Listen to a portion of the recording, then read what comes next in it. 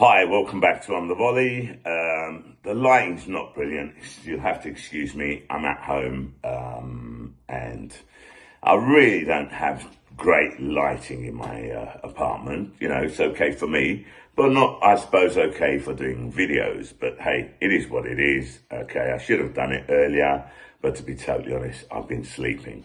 Went to work and just conked out when I got back home. So I've only just got back up. Thought I'd, give myself a haircut. Me go and ballet, you know what I mean? So I'm a skinhead there. Just get myself a pair of Dr. Martens now, I think. And that's it. I've got it. Well, anyway, I'm back here to talk about that man, Ange Postecoglu. What can I say? What can I say? What can I say that I haven't said up until now? That I haven't said for the last 2 seasons. This is the 3rd season since I got to know Ange, like not personally, but as a manager, for Celtic. And since I've been following him, hence why I'm watching the Spurs games. That said, though, I didn't watch the Spurs game this weekend because it was on at the same time as Celtic were playing at home to Dundee FC. So, as you can imagine, I was watching Celtic, you know what I mean? But I did watch the highlights. Now, let's start from what I wanted to start with, yeah? And I've said this before. Excuse me. Ange Postecoglu comes to Spurs. He's going to get sacked by Christmas. He's going to get sacked by Christmas. Who's Ange Postecoglu? Who the hell's this guy? He's going to get sacked by Christmas. What does he do? Hold on a second. That might be a little bit better. What does he do? He wins August Manager of the Month award. I mean, he was nominated with, Pep Guardiola, Arteta, Jurgen Klopp, okay, and I can't even remember who the other one is, and I don't really care, okay? And our man Ange gets Manager of the Month. And well deserved, okay? Especially considering it.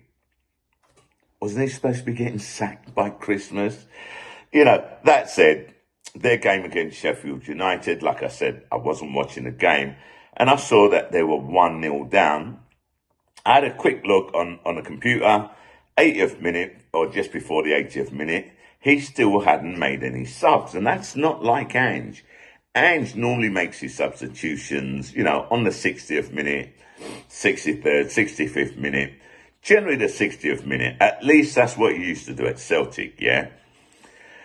And I'm on this group chat with my boy Des, Arsenal supporter. Okay, the one that really, really takes the piss out of me, calls me a traitor, says I'm a Spurs supporter and all that. Hey, it's all banter. I'll take it. No problems, because I know who I am and I know where my loyalties lie.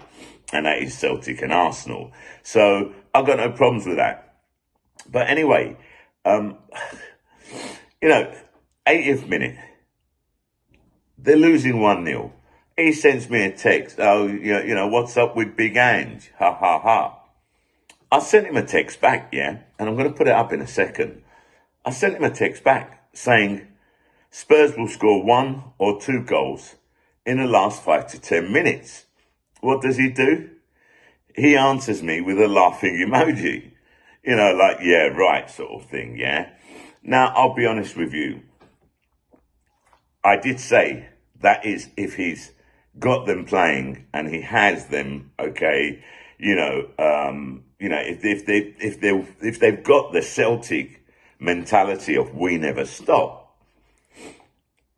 the Celtic mentality, the Ange Postecoglu mentality, okay, which he brought over to Celtic and he's now taken over to Spurs. Now, 80th minute, he brings on substitutions. He brings 3 on, yeah? I think it's Perisic, Richarlison, and that young lad, Brennan Johnson, that they got from Nottingham Forest, if I remember rightly, yeah? Who, by all accounts, I heard he played quite well. Again, I just saw, snippets. I saw, the highlights. And to be totally honest, you can't really take a lot out of highlights. You don't see the whole game. But what I did see at the highlights is that Spurs should have been ahead in the first half, at least, yeah? Maddison had a shot, but it just went wide. But the best chance which Spurs had was when Basuma just ran and ploughed straight through the defence, okay, into the area. He's got a shot on, he takes a shot. You've got to give props to the Sheffield United keeper. He came out, made himself big, okay. Should Basuma have put that away? Probably, but hey, he didn't. So that was probably their best opportunity in the first half. Now, from what I hear, Spurs didn't really play that well. I heard that Sheffield United wasted a lot of time. I heard there were loads and loads of yellow cards. Again, I haven't gone to look at the stats. I haven't gone to see how many yellow cards they had or were given. I'm not worried about that. I'm not worried about how Spurs played or how Sheffield United played. What I am worried about is whether or not Spurs are playing Ange ball, okay? Whether or not they have his ethic. We never stop. And I tell you what, yeah, they do. And he's brought Richarlison on, yeah? Now, Richarlison, poor guy, he's been having it rough recently, yeah? You say rough, okay, let's take it into context. Rough in a football sense, yeah? Because there are a lot more things in life which you can say is rough, not football, yeah? Not missing a goal, yeah? So it's not that dramatic. But hey, Ange puts him on in the 80th minute, and I tell you what, he paid Ange back, and he paid the Spurs fans back as well, yeah?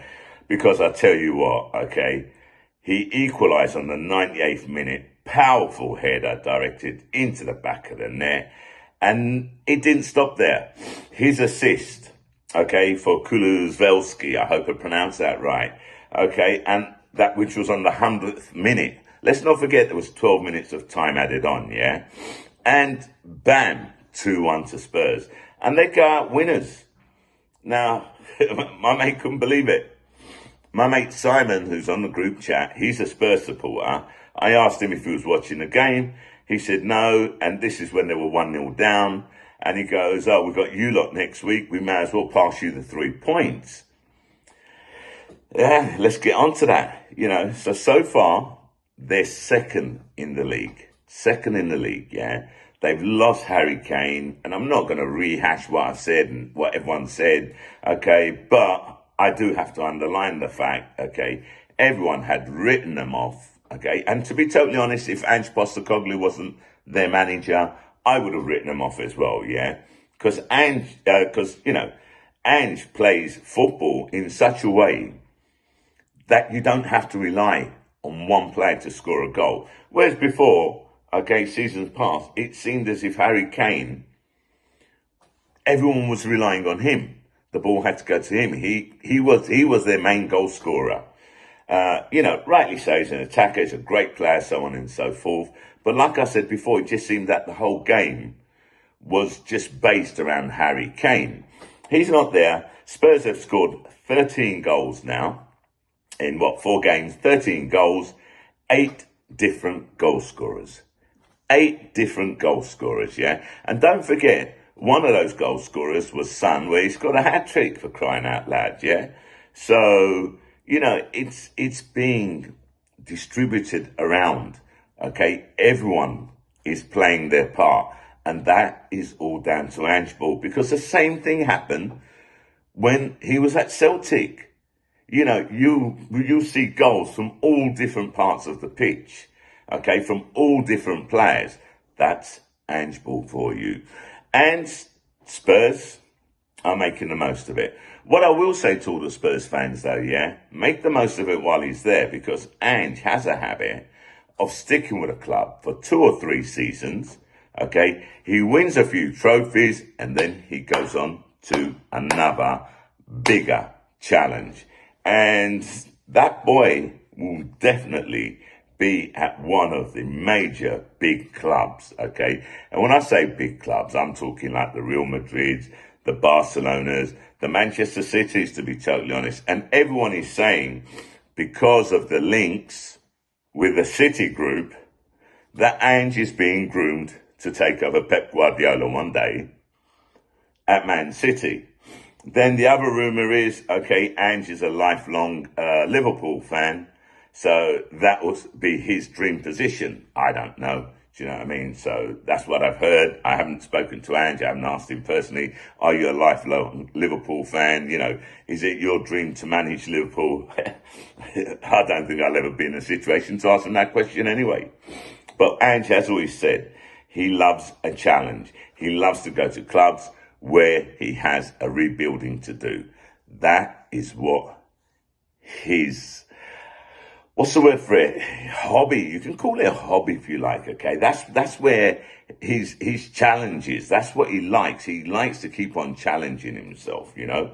So we'll see in the future. So, you know, you've got him for 2 or 3 seasons. I'll be surprised if he stays longer than that. It does depend on, you know, the trophies that he does bring Spurs. And make no mistake about it, he will bring trophies to Spurs. I have absolutely no doubt about that. And I think you can look forward to the January transfer window as well, because I'm pretty sure Ange will go knocking on the door saying to Levy, listen, I want this guy, this guy, this guy, whatever. And I tell you what, Daniel Levy would be mad to say no. So I think Ange will get what he wants, because I think even Levy sees now, okay, right?